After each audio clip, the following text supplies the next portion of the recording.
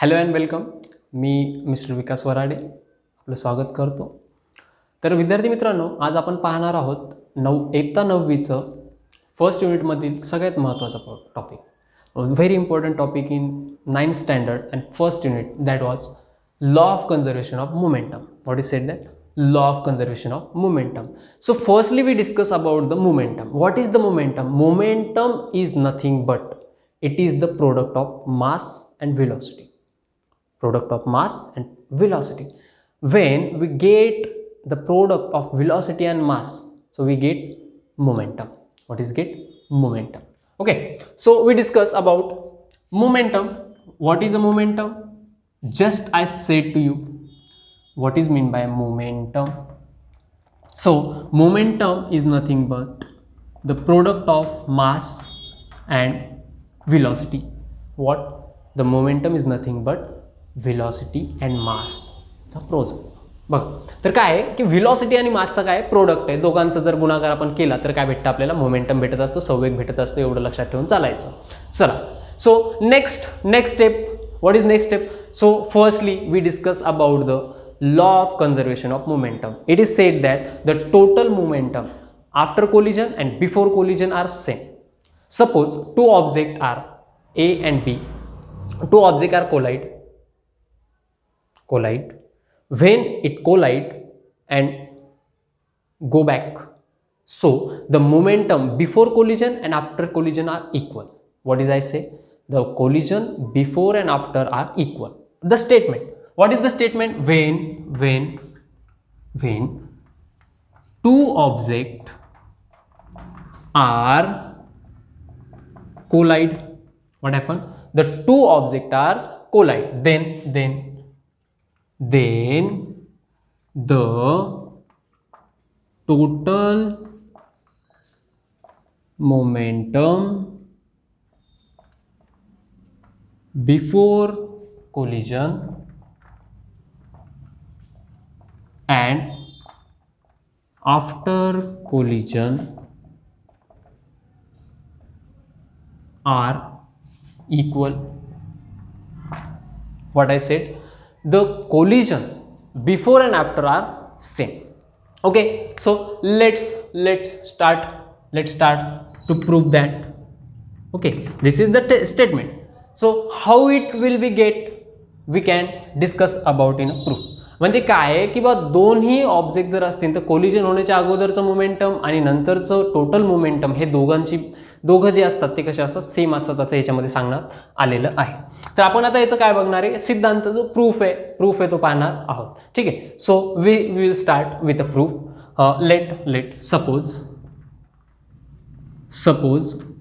The object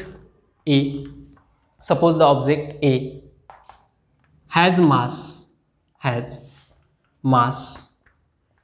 m1 and initial velocity u1. Suppose the object A has a mass m1 and velocity u1. काय केलं आपण? इथं एक object consider केला की त्याला काय नाव दिलं? A नाव दिलं आणि त्याचं मास काय आहे?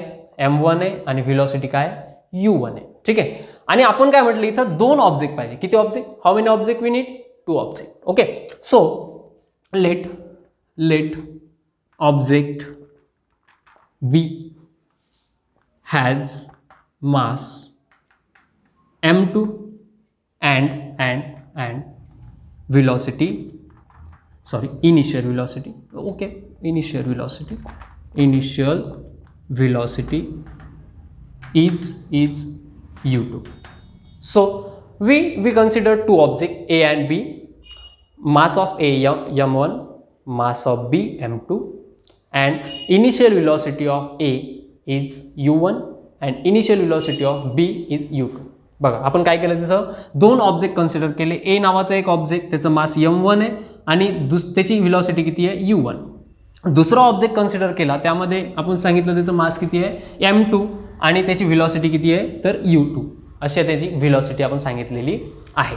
ठीक आहे, मग आता काय करायचं? तर याच्यावरनं आपल्याला काढायचं आहे मोमेंटम. कोणतं मोमेंटम? तर इनिशियल मोमेंटम. कोणतं momentum? Initial momentum. Now from the formula of the momentum the momentum of object A or it can be we said initial momentum. What we said? initial momentum of object A is किती असणार आहे त्याचं initial momentum? तर ते असणार आहे m1 u1. काय असणार आहे ते? m1 u1. Similarly the initial momentum of object B m2 into u2. So we get two values. First, the initial momentum of object A m1 u1, and similarly the initial momentum of object B m2 u2. Let's start with next. बघा, तर आता आपल्याला काय सापडलं इथं? Initial momentum of object A m1 u1 आणि दुसरं सापडलं the initial momentum of object B. किती सापडलं ते? m2 u2. तर आता काय आहे की जेव्हा काय होणार आहे, आता आपण याच्यावर फोर्स लावणार आहे. काय लावणार आहे आपण याच्यावरती? फोर्स लावणार. We give the force to it. तर बघा, तर काय होणार याच्यावर? Let the force act on the object A due to B. आता बघा काय झालं याच्यामध्ये की फोर्स लागला. कोणावर लागला? तर ए वर लागला. कोणामुळे लागला? बी मुळे. बघा मित्रांनो, असं कन्सिडर करायचं की हा ऑब्जेक्ट काय ए आणि हा ऑब्जेक्ट काय इथं आपला बी आहे. दोघांचं जे मास आहे ते मास कसं आहे? सॉरी, दोघं ऑब्जेक्ट आहे आणि त्यांचं मास कसं आहे? याचं मास आहे m2, याची व्हेलॉसिटी आहे u2. याचं मास आहे m1, याची व्हेलॉसिटी आहे u1. ही कशी व्हेलॉसिटी आहे? Initial velocity before collision. हे कधी आहे? Before collision. ठीक आहे. तर बिफोर कोलिजन काय आहे? त्याचं मास m1 आणि व्हेलॉसिटी u1 आहे, आणि दुसऱ्या ऑब्जेक्टचं मास m2 आहे आणि व्हेलॉसिटी u2 आहे. ठीक आहे. तर आता काय करायचं? हा जो ऑब्जेक्ट आहे हा बी वाला, हे ऑब्जेक्टने काय केलं? ए ऑब्जेक्टवरती फोर्स लावला. कोणता फोर्स लावला? तर त्याने लावला फोर्स F1. कोणता फोर्स लावला त्यांनी? F1. कोणता फोर्स लावला त्यांनी? F1 फोर्स लावला. मग आता याचा परिणाम काय झाला? Due to this the velocity of object A be change and it becomes V1. बघा आता काय झालं याच्यामध्ये की ऑब्जेक्ट जो ए होता त्याच्यावर फोर्स लागल्यामुळे तो काय झाला? तिथून डिस्प्लेस झाला म्हणजे तिथं काय झालं? ॲक्सेलरेशन घडलं आणि व्हेलॉसिटी काय झाली? तिथं चेंज झाली. इथं व्हेलॉसिटी काय झाली आपली? Change. The velocity will be change. Okay. So similarly from according to Newton's third law. According to Newton's third law, what is said by Newton's third law? So every action there is an equal and opposite reaction. So B is given force F1 to object A. So similarly object A also give a force F2 to the B. Okay, to the B. So the acceleration is in B and the velocity of B also change, and it becomes to v2. It becomes to v2. बघा आता याची काय झाली, velocity change झाली. पहिले u होती, आता काय झाली, v2 झाली. ओके, पहिली u2 होती, आता v2 झाली. ठीक आहे. आता बघा आपल्याला काय करायचं आता, आणि याने जो फोर्स लावला तो फोर्स किती असणार आहे, F2 असणार आहे. पण कसा असणार आहे F2, नेगेटिव्ह किंवा पॉझिटिव्ह. जर F1 पॉझिटिव्ह असेल तर F2 नेगेटिव्ह, आणि जर F2 नेगेटिव्ह असेल तर F1 पॉझिटिव्ह. दोघांपैकी एक फोर्स हा आपल्याला नेगेटिव्ह लागणार आहे. का नेगेटिव्ह लागणार आहे, तर दोघांची डायरेक्शन कशी आहे, अपोजिट. कशी direction, opposite. Okay, so F2 is equals to minus F1. काय केलं मी आता की F1 हा फोर्स किती आहे, मायनस F1 एवढा आहे. पहा, F2 is equals to minus F1. F2 is equals to minus F1. Okay, काय फोर्स, F2 हा फोर्स काय आहे, नेगेटिव्ह आहे. फोर्स कोणत्या, F1 ला. But equation first, but F is equals to ma. F हा काय असतो, ma एवढा असतो. कोणी सांगितलं, न्यूटनच्या सेकंड लॉ मध्ये सांगितलेलं आहे की फोर्स हा काय असतो, मास आणि एक्सेलरेशनच्या प्रोडक्ट एवढा असतो. त्यामुळे आता काय घेऊ आपण, इथं Fच्या जागी काय घेणार आहे आपण, m2a2 बरोबर वजा minus m1a1. But acceleration, what is meant by acceleration? Acceleration is nothing but change in velocity. What?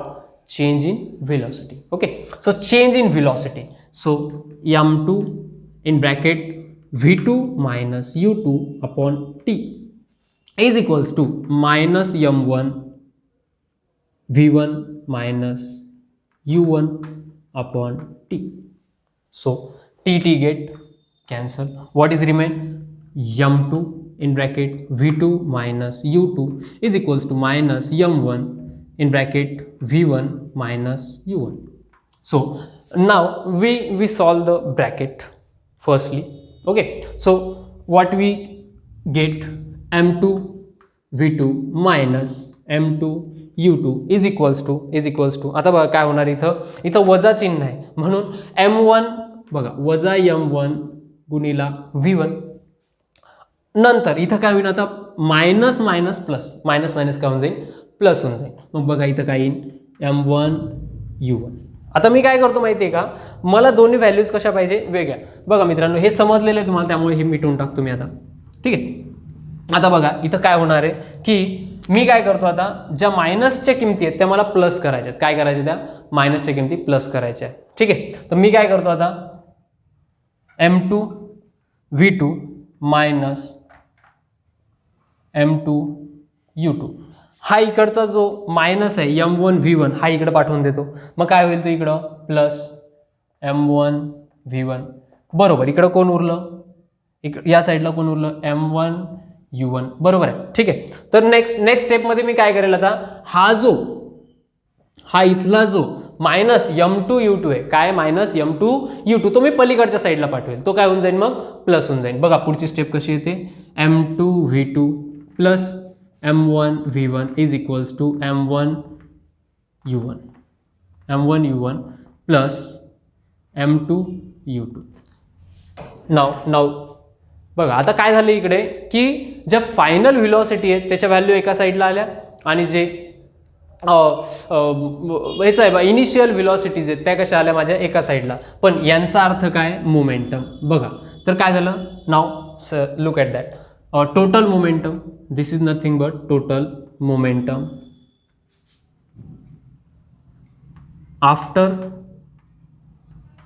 Collision is equals to काय आलं माझं, टोटल मोमेंटम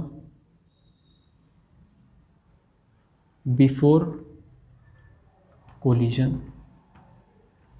काय आलं माझं, total momentum after collision is equals to काय आलं, टोटल मोमेंटम बिफोर कोलिजन. म्हणजे आपण हेच बघितलं होतं बघा इथं, की when two object are collide, दोन ऑब्जेक्ट जेव्हा एकमेकांवरती कोलाइड होणार आहे त्यावेळेस काय होणार आहे, total momentum before collision and after collision are equal, both are equal. Total momentum before collision and total momentum after collision are equal and hence proof. Okay विद्यार्थी मित्रांनो, तर आता हे कसं प्रूफ केलं तर आपण एकदा परत पाहणार आहोत. बघा, सगळ्यात पहिले आपण लिहून घेतलं स्टेटमेंट, त्यानंतर लिहून घेतलं की दोन ऑब्जेक्ट आहे ए आणि बी, ठीक आहे, आणि त्यांची काय आहे मास असे काहीतरी, ठीक आहे, आणि त्यानंतर इनिशियल व्हेलॉसिटी वगैरे आपण घेतलं आणि त्यामध्ये कॅल्क्युलेशन करत गेलो आणि व्हॅल्यू शेवटी आपल्याला काय भेटली, m2 u2 is equals to m1 v1 is equals to m1 u1 plus m2 v2, म्हणजे u2 म्हणजे काय आहे की टोटल मोमेंटम बिफोर कोलिजन आणि total momentum after collision are equal. तर विद्यार्थी मित्रांनो, इथं मी तुम्हाला इम्पॉर्टंट फॉर्म्युले लिहून दिलेले आहेत ज्या ह्या मोमेंटम ज्यावेळेस तुम्ही law of conservation of momentum काढसाल त्यावेळेस तुम्हाला ते कामी पडतील. तर विद्यार्थी मित्रांनो, आजच्या पुरतं एवढंच. याचे तुम्ही स्क्रीनशॉट काढून घेऊ शकता आणि याची तुम्ही एक छोटीशी नोटसुद्धा तयार करू शकता. तर खूप एकदम इझी लँग्वेजमध्ये तुम्हाला सांगितलेलं आहे. सांगताना थोडंसं मी गुंतलेलो आहे कारण माझं पहिलंच लेक्चर आहे, त्यामुळे मला माफ करा, पण इथून पुढे मी इम्प्रूव्हमेंट करेलच. ठीक आहे, थँक्यू, गुड नाईट.